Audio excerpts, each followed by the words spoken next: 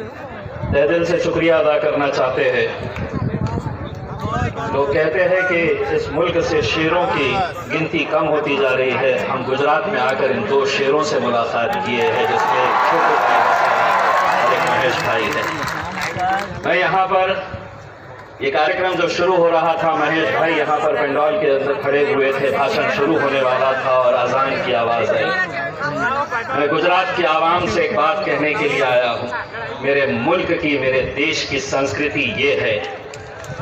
मैं पुलिस वालों को ये बताना चाहता हूँ कि मेरे देश की संस्कृति ये है कि जब आरती होती है तो हम उसका एहतराम करते हैं, और जब आज़ान हुई तो महेश भाई आज़ान के लिए रुक गए। ये मेरे देश की संस्कृति।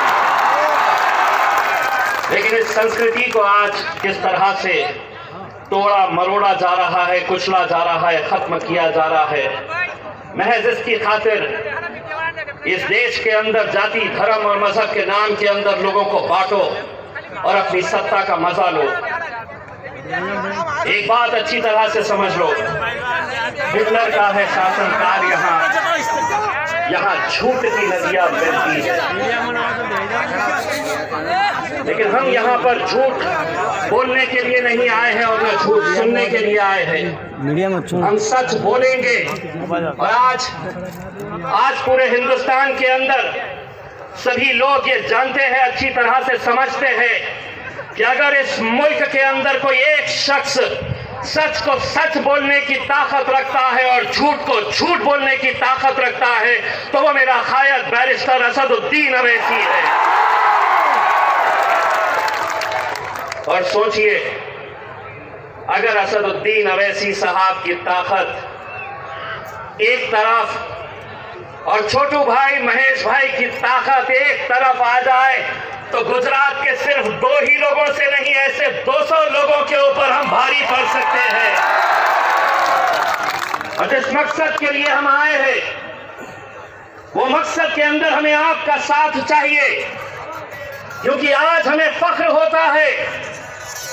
आज हम यहाँ पर हम सैल्यूट करने के लिए आए हैं छोटू भाई को, हम सलाम करने के लिए आए हैं महेश भाई, छोटू भाई को, जो इतनी दिक्कतों के बावजूद, इतनी मुसीबतें झेलते हुए आज आदिवासियों की एक ताकत बनकर खड़े हुए हैं। उन्हें किस तरह से सताया जाता है, परेशान किया जाता है, यह आप अच्छी तरह से जानते हैं।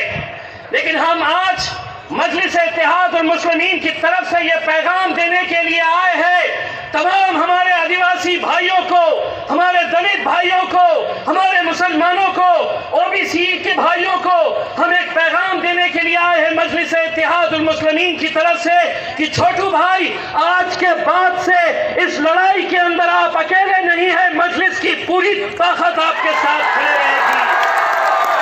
असदुद्दीन अवैसी, मजलिस पूरी ताकत के साथ हम आपके साथ खड़े रहेंगे।